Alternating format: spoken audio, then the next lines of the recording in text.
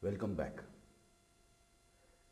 In this session, we are going to look at the process of batch setting and the concept of process redesign. Batch setting is really a kind of colloquial term which refers to the planning of a process flow in a production line so that there is as perfect line balancing of the workflow as possible. In other words, there's as perfect equitable distribution of the tasks. There's keeping in mind the practicability of the situations.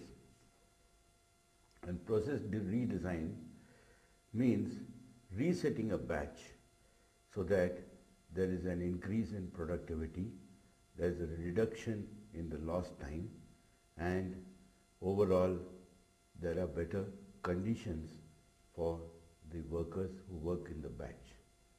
Basically consists of, it is one of the primary role required by apparel technologists to perform in a sewing production batch.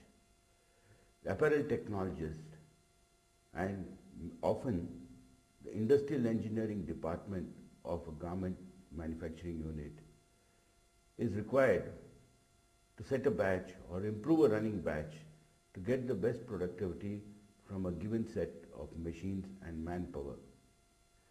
For this to be done, the preconditions are: 1. A detailed process chart of that garment manufacturing, indicating all the machines, all the processes, the interrelationships, process symbols, and how the parts come together, and with process times for each process so that the total standard process time of the product is known. Using the apparel technologist has to divide the work that is defined by the total standard process time as far equally and equitably between the workers assigned. Alternatively, the apparel technologist has to derive the total manpower and machine requirements to be able to get a desired production target. Now let us look at case 3 again. In case 3, we had a garment in which the total standard process time was 1200 seconds. The production target in 8 hours was 1000 pieces. Absenteeism was 15%. We were to calculate the number of workers to be employed.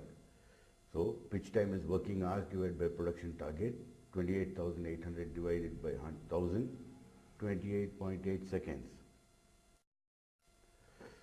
However, if the configuration efficiency is taken as only 85% and not 100%, a higher production target has to be calculated or a lower pitch time has to be taken. So, if we take the pitch time as 28.8 seconds to be is the time, we would take this rather as the bottleneck pitch time, that the highest time allowable would be 28.8 seconds, because only then we would get 1000 pieces. So since configuration efficiency is pitch time divided by bottleneck pitch time into 100, we would multiply 28.8 into 0.085 and that would give 24.5 seconds. Therefore, we would have to plan the production line keeping in mind that the average worker would get only 24.5 seconds of work. Another case. In case 8, the number of workers to be assigned, we have 1200 workers has to be assigned at a pitch time of 24.5, so we get 50 workers. The number to be employed is 50 into 1.15, 15% being the absentee rate, or which will give us about 57.5 or near to 60 workers as far as possible.